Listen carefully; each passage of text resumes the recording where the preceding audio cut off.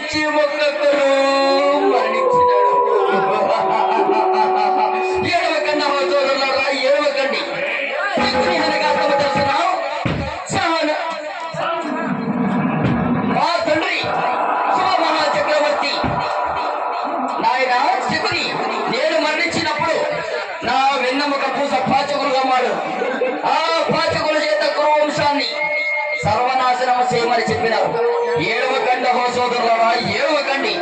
నేను ఎంత మాత్రం మరవలేదు. రా పాపిస్తున్న మా నూరుకు సోదరుడు బంధించి కూటికి పిడికుడు నీళ్లు పొంగుతుంటే వారెవరు తిరిగి నాకే తినిపించి ఒక్కొక్కరు మరణించినాడు.